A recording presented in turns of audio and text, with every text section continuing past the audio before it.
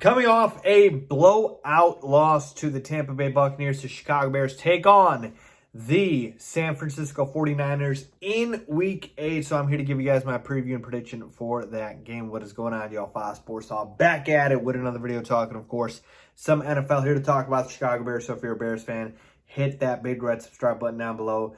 Make sure to follow me on all my social media platforms. And guys, hit the bell icon so you are notified every time I drop a new video.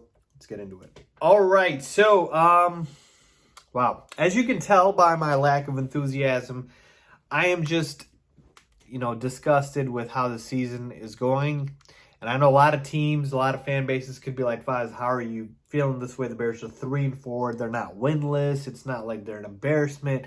You're not the Jets, the Jaguars, etc. But, folks, here's the thing, all right? I don't care about those teams and how they're doing. I care about how the Bears are doing.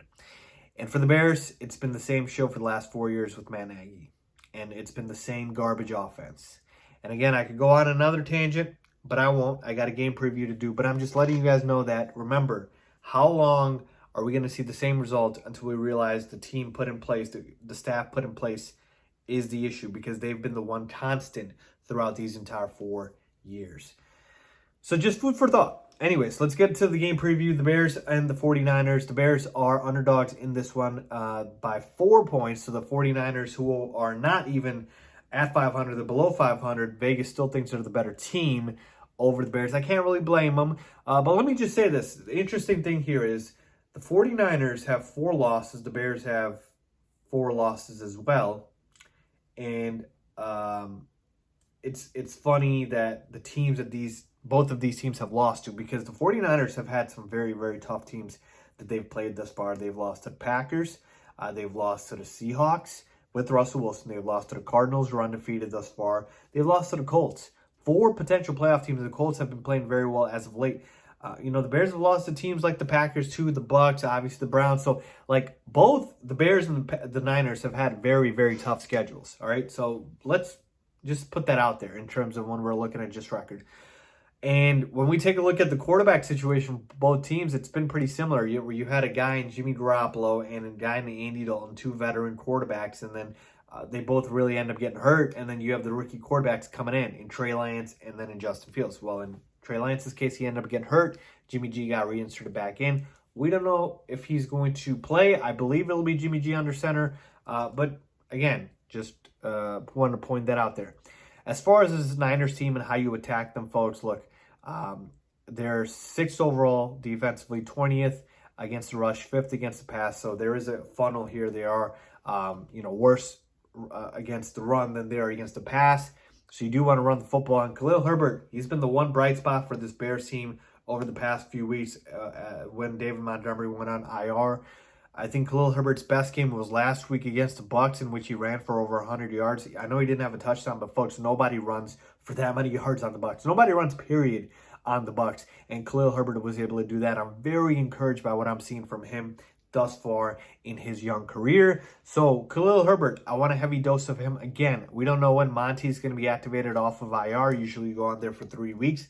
I believe it's been 3 weeks, right? 5, 6, 7. Right, I think he went on IR after that Lions game. So maybe he's back this week, which would be a great help. But Khalil Herbert, he's been great. The running game has not been the problem because Herbert's produced. It's been the passing offense, which has been abysmal. And yes, the 49ers are tough against the pass, but that doesn't mean you can find a way to exploit it with, again, various different ways that I've been talking about. But it just seems like Matt Nagy does not quite still understand how to use his personnel. He might be running the right plays, but he runs them with the wrong guys. Right? If it's a screen pass where he needs a speedy guy, he'll throw it to Cole Kmet. And Cole Kmet will, slug his way into 3-4 yards. So it's not even just about running the right plays. It's about running the right place with the right players. And so that's the most frustrating thing here. Even though the Niners are tough against the pass, you still want to be able to throw the football and establish some sort of an offense. So hopefully the Bears can do that. As far as, the Niners offense, Jimmy Garoppolo doesn't run. You can put pressure on him, hopefully get him rattled a little bit, and he's prone to turnovers and interceptions, so that's certainly viable there. He's not Tom Brady, so he's not going to put up 38 points like Brady did last week, so you don't have to worry about that. As far as the run game, I mean, they lost Raheem Mostert in week 1. They've got much of a committee, if you will. Trey Sermon's there. You have a bunch of other guys as well, but really nothing that stands out too well. Elijah Mitchell, I believe he's a rookie who's decent.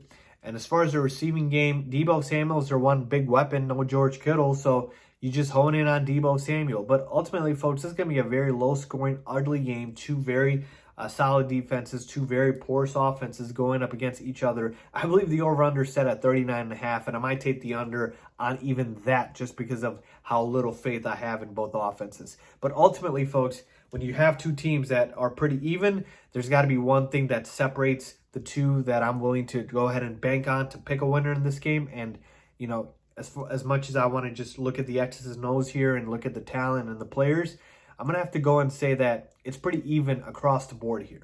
Pretty even across the board when you take a look at the Bears players and talent and the 49ers players and talent. And so for me, really what it comes down to is coaching, and I trust Kyle Shanahan a hell of a lot more than I do Matt Nagy, which is why I do think the 49ers will win this game, and I'm picking them to win this game. Now look, again, I have been so far keeping the streak alive of picking the Bears outcome correctly. We're now, 7 for 7 on the season going into week 8, and the reason I've got the 49ers winning this game is because, like I said, everything else is close, but the coaching isn't.